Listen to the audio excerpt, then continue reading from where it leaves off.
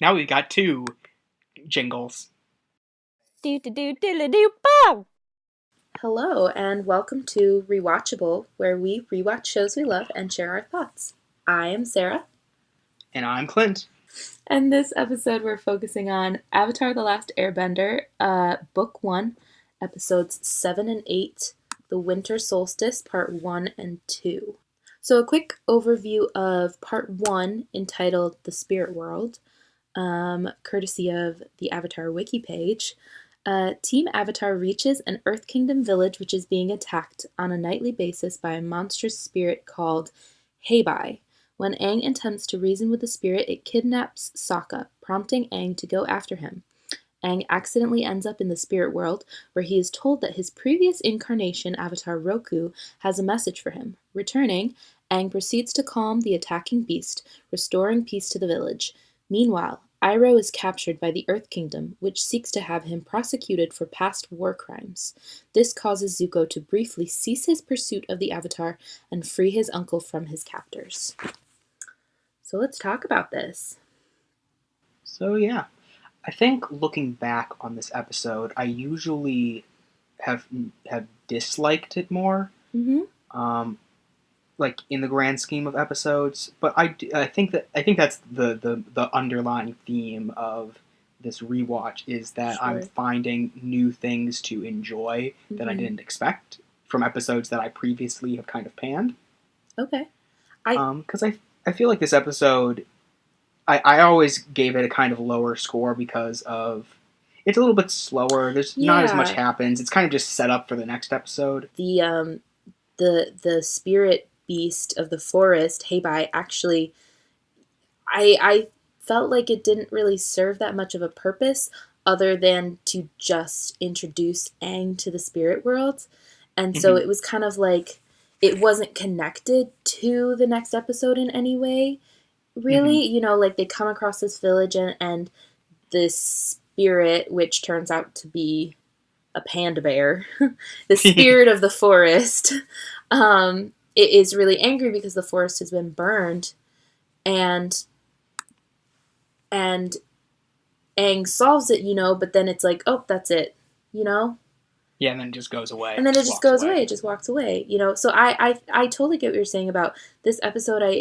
It feels a little strange to me, and the next episode, I think, in comparison, is definitely better, because it's... But even though I did see a lot of stuff that is really strong still in this episode that I liked more, I think the stuff with Zuko and Iroh is the stronger half of the episode. Yes. Again, we have an episode where the B plot is stronger than the A plot.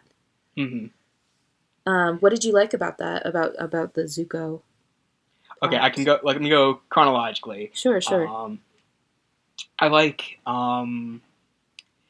the scene with him in the hot tub is really funny. Yes. I think that just like this show has this endless, perfect balance between its humor and its comedy, its action and like drama and world building and all that stuff. And so I love that it can have these like ridiculous moments where he's got this naked old dude like, just in the forest.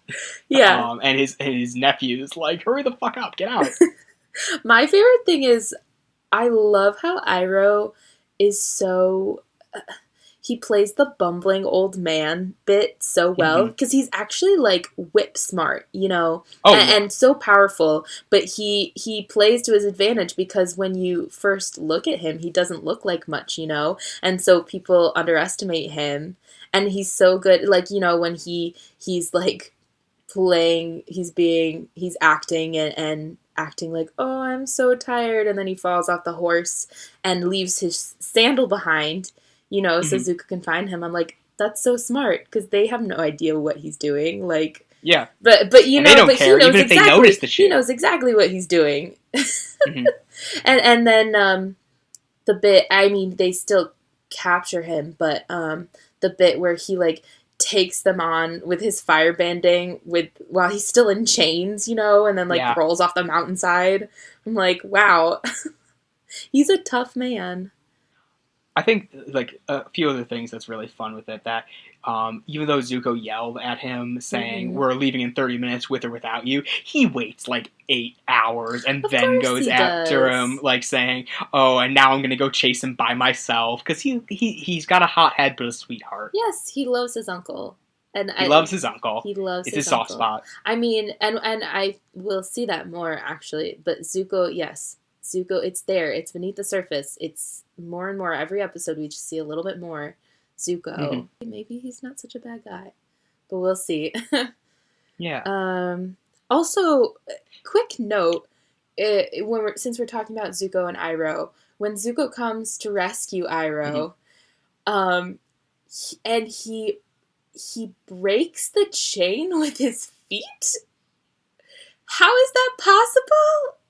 I missed He just that comes up somehow. and like Oh, Iroh Zuko has does. the Yes, he chain does. on it's like the chain, his handcuffs, the chain is like laid out over the rock, and Zuko just comes up and kind of like karate kicks down on the chain, and it just breaks in half. And Iroh's like, "Good form," and I'm like, "What?" This is something they know how to do in the Fire Nation? This is like common practice?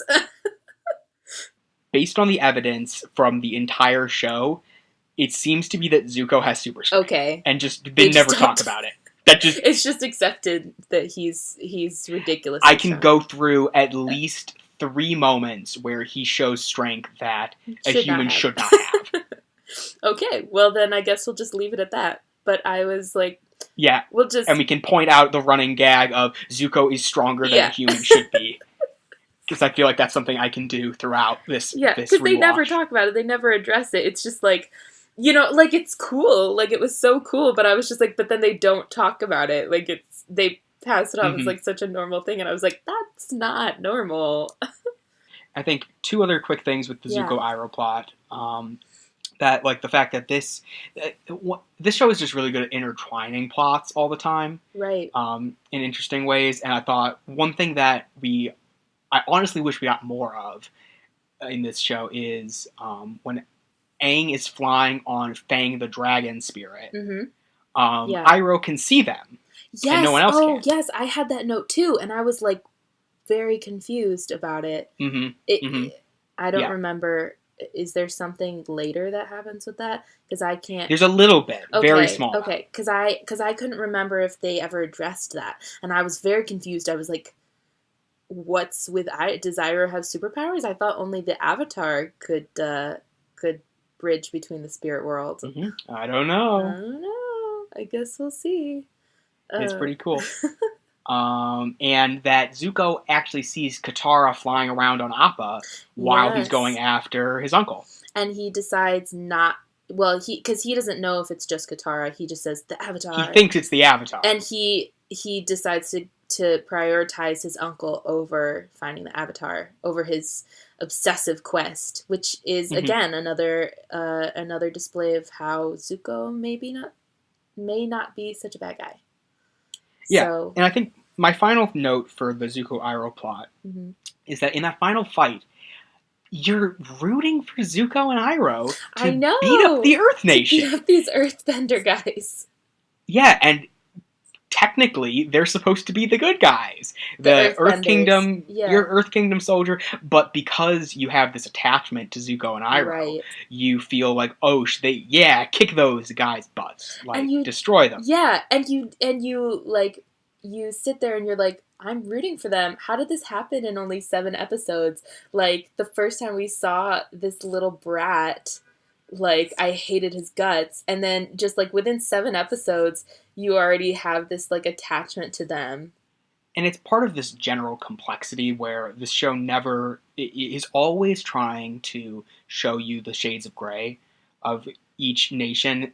The Earth Nation is about to crush a man's hands off. That's really freaking dark. Really fucked up.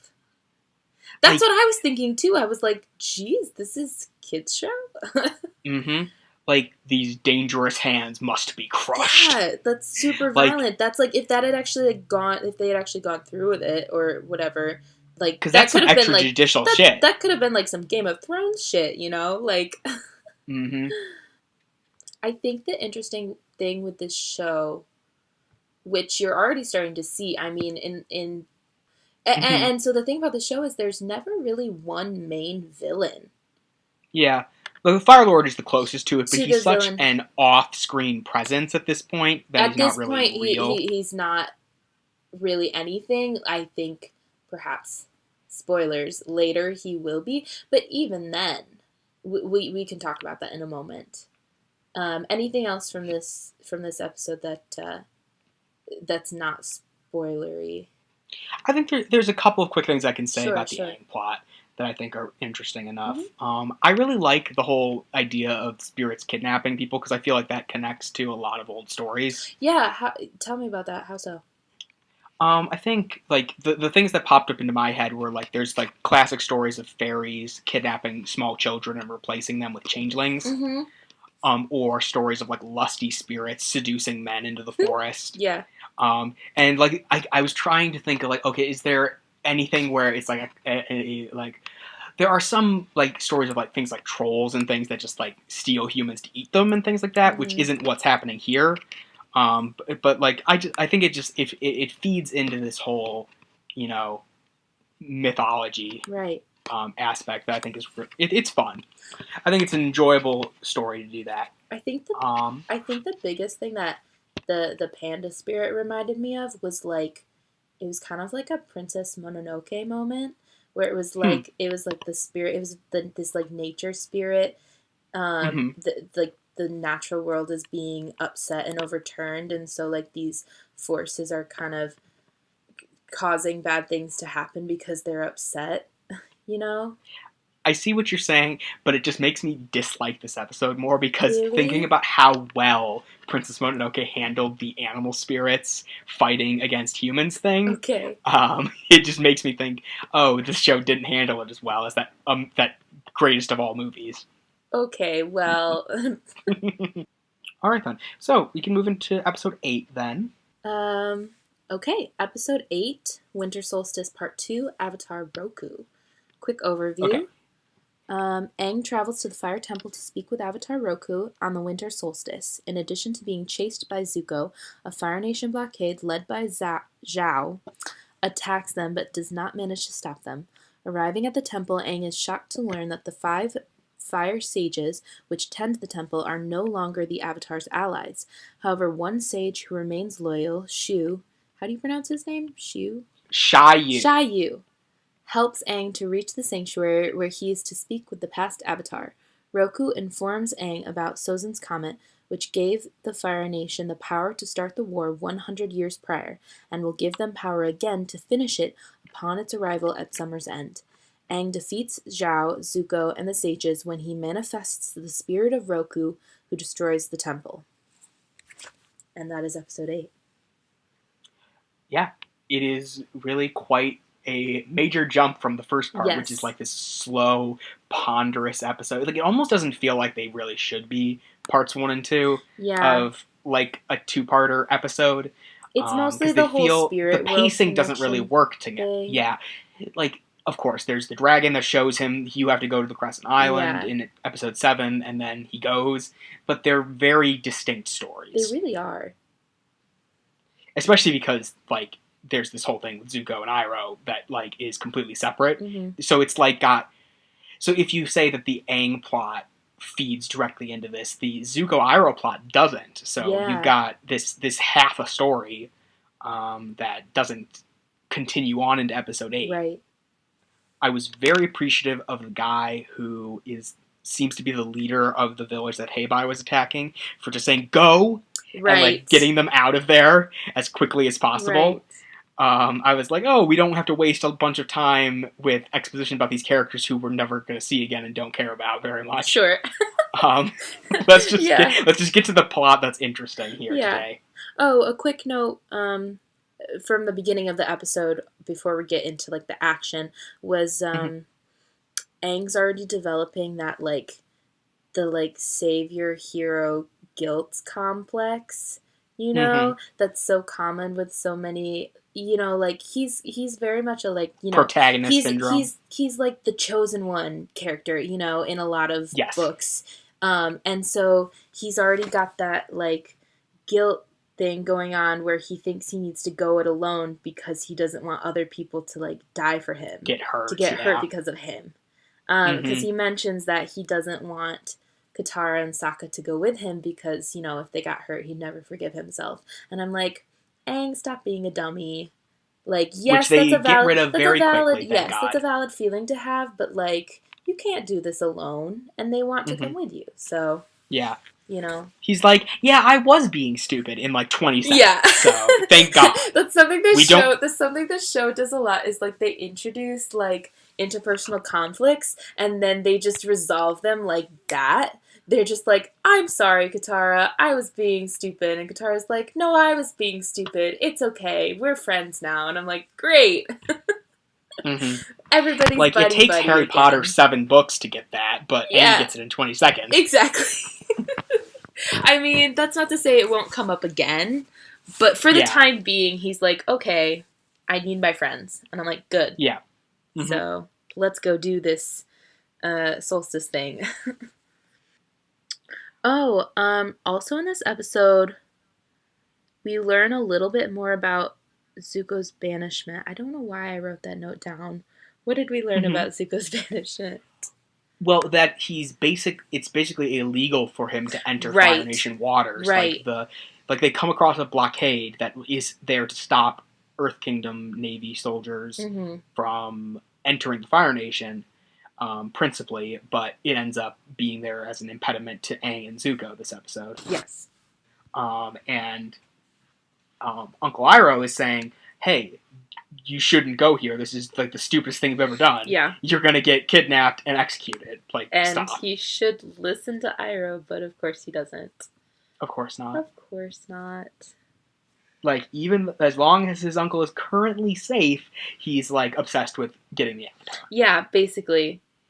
For some reason I wrote down here, the blockade scene is like very involved. I really like it. Really? I think it's very exciting. There's a lot of danger. I feel like after the last episode, especially because I watched episode 7 and 8 right after another, I'm like, okay, cool. We're having a big fight scene right now. And there's like an enemy from behind. There's an enemy in front of them. There's like danger to Aang and Zuko, like because Zuko's ship is in the line of fire. Right. And he's got this big dilemma of whether, you know, obviously we were just talking about this, whether to to continue with his quest or save himself. Yeah, so I think it's really fun. And because we see Zhao being crazy again because he comes back after not appearing since episode 3. Yes. Okay, so then we get to the island. We see... Which is such a cool island. It really is.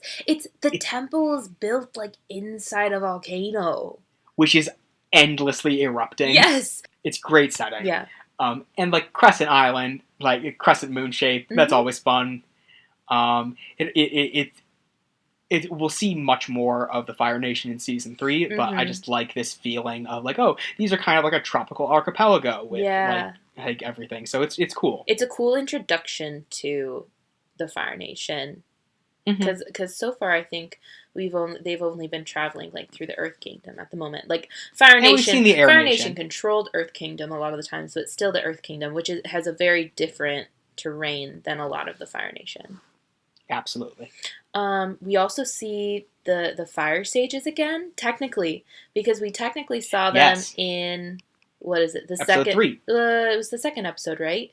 No, we see them when they're at the Southern Air Temple. You're right, because I commented on how it seems weird that time everything lit up. But we do, because it's when Aang goes into the Avatar spirit at the Southern Air Temple, and then we see in other places around the world there's like statues lighting up and alarms are going off and things are happening, and we see the sages running around. So now we get to actually see them again and learn who they are. And I think they're honestly a really cool bit of characterization there. Yeah. That it's like, oh, there are these people who are supposed to be these impartial people, but they've been co-opted by a militaristic dictatorship. Because it's been 100 years. Yeah, like your job as these impartial, like mystical figures and that was when the world was at peace. Yeah. But I mean, generations have gone by. I mean, these aren't even the same guys that were guarding it, when Roku left or died. Yes. No, he went to space. He went to space. These are those guys' grandchildren or great grandchildren, or at least children. At least children, probably grandchildren. I'm guessing. Yeah, Shiyu is definitely a grandchild. Yeah, because he says that. But there's some really old guys there. Yeah. And stuff. They're probably not boomy old, but they're old. Yeah. But so it's like they were never around when Roku was there, and so they don't have the same loyalty to him. Shiyu does, because we're lucky, I guess. But it's easy to see why the other guys, turned away and are now controlled by the Fire Nation, because they have no personal connection to Roku or the temple. They were just told, guard this, and then the Avatar disappeared for 100 years and never came back, and they were like, well, screw this. We have no proof, we have no direction, what are we doing? So yeah, but it's a good thing that there's more shades of gray here. We've got some examples of good Fire Nation people and bad Fire Nation people. Yeah. Because I mean, we see Roku. Roku was Fire Nation. Obviously, he was good, even though he's the Avatar and he has to be. But it's well, no. There's some kind of douchey avatars. Okay. And I think Roku kind of could have been a better person, but we can get into that later. Yeah, we'll talk about that later. I'm sure it will come up. Yeah. And so, yeah, no, like you were saying, shades of gray, 100%. Also, we learn the most important part of this episode is we learn about Sozin's comet, which is kind of important since that's the whole thing. Yeah, it's kind of the plot of the show. It's kind of the thing. It's now we have a time limit, we have a direction that this is going. We have kind of an idea how it's all gonna come together. It's gonna culminate with this, most likely. So I don't know that I had anything to critique about that, but it's interesting. We're getting more and more information, and so this is an episode that's chock full of plot details, and so that's interesting, at least. Yeah, it's definitely an episode I would chalk up as one of the essential of season 1. Right. To understand what's going on. 100%. There is no filler episode, because every episode advances the character in some way or another. Well, okay, there's one filler episode. We'll get to that. Okay. Are you talking, which one are you talking about? The Great Divide. Okay, good. Same. But we'll get to that. Okay. Couple of just quick things I thought were really fun. Yeah. I like Sokka being smart and trying his plan. I like that it didn't work, because it would have been just easy to have it work, but then they have to come up with a second plan, and then Katara gets to do something. Because she doesn't do much this episode. True. So at least she does something. I like that they use Momo. Yes. Every time they use Momo for something funny, I just like Momo. He's too. Cute. Oh, the thing where Aang manifests as Avatar Roku. That was what I was just about to talk about, because I think that is the big shocker of the end of the episode. Also, it's weird how did they accomplish that? I'm a little confused by it, to be honest. They do it. Well, okay, we'll talk about that in a sec. Hold on. Okay. Wait till we get to spoilers, and then we can talk about that section. But it's just a really fun, exciting scene where we're it's a huge shock when you're like, holy shit, there's Avatar Roku, and he is destroying everything. Yeah. And it's great. It is great. Well, and also what was just a detail about that moment is Shiyu was we need to get out of here, and Katara and Sokka were no, we're not leaving without Aang. So that was in character, which is good. Yeah, that was very nice. Also, Zhao is a sore loser. Oh, absolutely. I don't even know what to say about Zhao. Because he's not. It's not he's a complex character. He's just a douche. Yeah. He's just a rage-fueled monster. He clearly, I mean, obviously it's probably because he has, like, masculine insecurities, because he's and also trying he to... grew up in a culture that emphasized military destruction. So and told him that these are the virtues. Yeah. And he's clearly taken that to heart. Yeah, he's a product of his... He's a product of his environment. Yes. We're all a product of our environment. Yes. But he even more so. Yeah. So spoilers? Yes, spoilers. Okay, what did you have? Okay, let me go to some episode 7 stuff first. So, the spoiler section, also known as the Now I Can Nitpick based on knowledge that you don't have yet, dear listeners. Continue. Okay, so for Iroh seeing Aang and the dragon in the spirit world, the only thing we ever see later on is Admiral Zhao says to Iroh, "I've heard about your fabled mission to the spirit world yourself."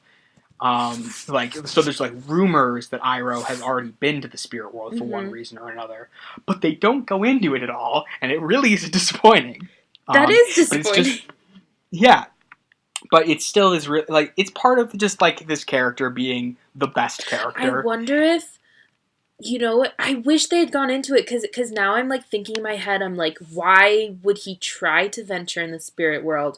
I bet because of his son. Yes.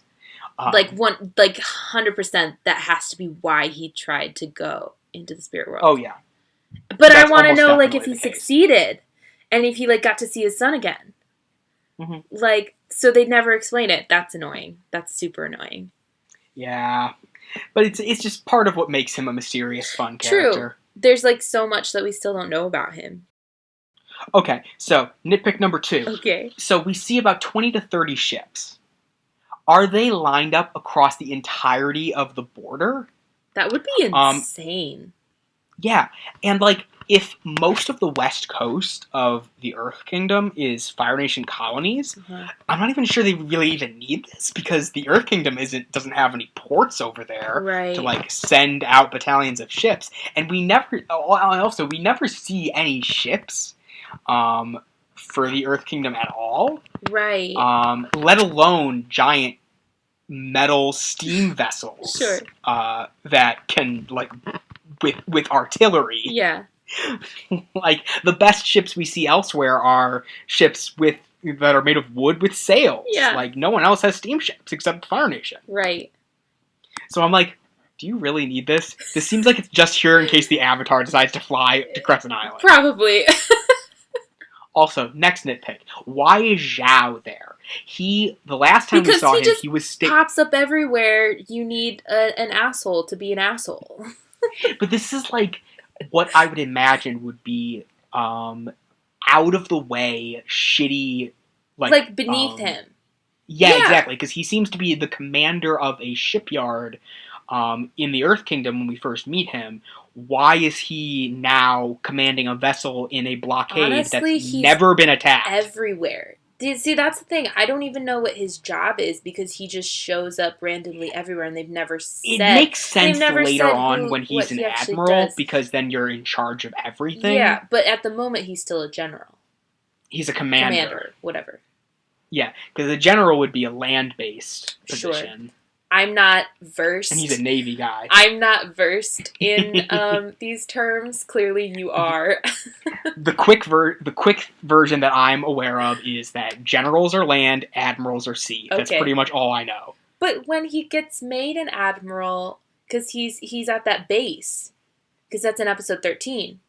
When he gets made an admiral, he's at that base, and then he like takes over command of the archers. We can argue about the weirdness of his title being a naval thing, and the fact that he's in charge of a land base when we get to episode 13. Okay. Final thing that's more of a like a spoiler fact that we never see Shiyu again. Right. So, Aang and the gang never go and help this guy. They leave him behind. Die? That's what I'm wondering. Because they go, where's Shiyu? And they're like, I don't know. And then they hop on Appa and they fly away. So and they never talk about him again. I'm like, did he die? Did he get consumed by fire? Well, we see him and the other 4 fire stages kidnapped, like imprisoned by Zhao, and then the other fire stage is like, only Shiyu rebelled, like we were all loyal, and he says, I don't care, you're all a bunch of traitors, let's see what the Fire Lord has to say about that. So does the Fire Lord sentence them to death? Probably. They're either there or in a prison camp. Oh, that's really depressing. And Aang does nothing. There's your Avatar for you, folks. Next episode, he's messing around buying bison whistles, playing with water, and Shiyu is getting tortured to death somewhere. Alright, onward. Is that it? Is that all we got? That's good for episode 7 and 8. I'm happy with that. Me too. Thank you all for listening. Bye-bye. Do-do-do-do-do-do-bow!